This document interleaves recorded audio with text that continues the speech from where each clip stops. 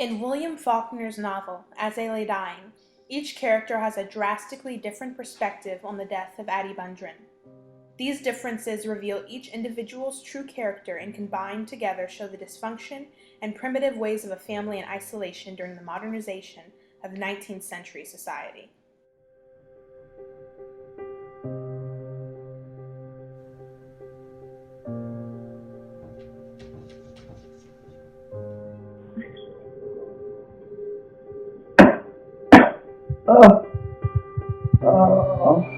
You're all gonna have to take care of Paul the best you can.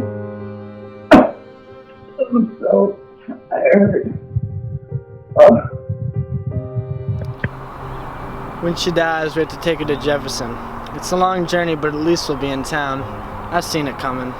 Getting to town will do us good. No man mislikes it more than me, I swear. She has her mind set on it, so don't scare her. She just wants to get back to Jefferson, so we have to go to town. Town will be awful nice, but of course no man mislikes Miss Addie dying more than me. Are you sick, Addie? I'm not sick. You lay down and you rest. I know you're not sick. You're just tired. You lay down and rest.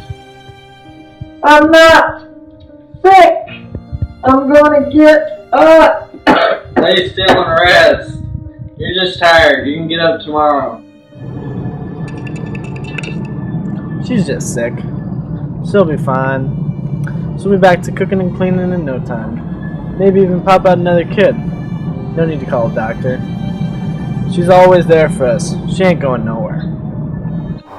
I never sent for you. I take you to witness. I never sent for you. She's a laying down. She's just a little tired, but she'll... Get out in here, ants. Go sit on the porch a while. I told him not to come. We don't need those folk in our way. Addie has her mind set, and now we're getting to go to town. Ance Bundren is a stubborn man who doesn't change his mind until he asks to. He never expresses his true emotions of Addie's death, but his intentions of wanting to go to town are clear. He does not appear moved by Addie Bundren's death, except by the inconvenience of losing the person who cooks and cleans.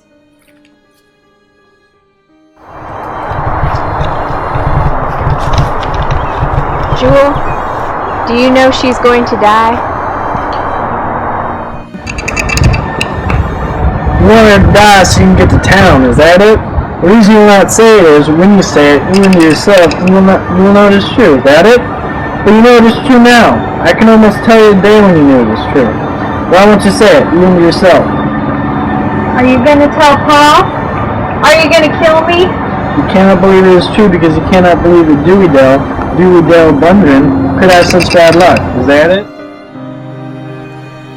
I feel so guilty because I'm too distracted to think about Addie right now. Leif and I made some poor decisions and now I really just need to get to town. It's not that I want her to die, but I just really need to get to town. It'd be real nice. Dewey Dell is a careless girl who has found herself in a difficult situation. She wants to care about people, but she is too self-centered, and so even though she dedicates her time to Addie in her last few days, constantly fanning her mind is in a different place the entire time.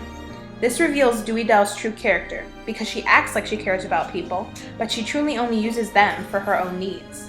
While fanning Addie, she is thinking about how if Addie dies, she can go to town to get an abortion. Jewel, do you know that Addie Bundren is going to die? Addie Bundren is going to die. Jewel, she is dead. Addie Bundren is dead. I'd had seen it happen when Jewel and I left. I didn't want her to die. She'd been good to me. Dahl is the omnipresent character within this novel. He is objective and sees the scene of Addie's death while he is far away in a wagon with Jewel. He is the only character who shows remorse for Addie's death, because the rest of the family all wants to go to town to get some material possession, whereas Dahl just wants to take Addie. Due to Dahl's differences from the rest of the family, he is avoided by the rest of the Bundrens. It's because he stays out there, right under the window, hammering and sawing on that goddamn box.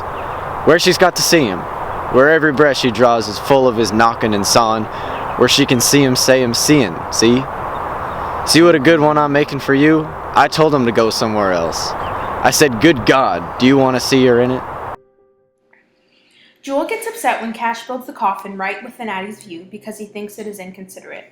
He cares about Addie even though he hates the Bundren family because he is related to Addie and not aunts. Jewel likes Addie more clearly, but he still wants to get to town so that he can leave the family, since the one person he is attached to dies. It is because of that that Jewel expresses his true thoughts within his reaction of Addie's death. Town will be awful nice, but of course no man mislikes Miss Addie dying more than me. It's not that I want her to die, but I just really need to get to town. It'd be real nice. I didn't want her to die. She'd been good to me. I said, good God, do you want to see her in it? Each member of the Bundren family each responded to Addie's death in their own unique way that revealed their character. Ant showed his stubbornness and lack of emotion towards his wife's death. Dewey Dell was selfish, Dahl was kind, and Jules showed his hatred of the rest of the Bundrens. Together, all of these personalities and characters showed the dysfunction within the Bundren family and helped explain why the family fell apart on the way to Jefferson.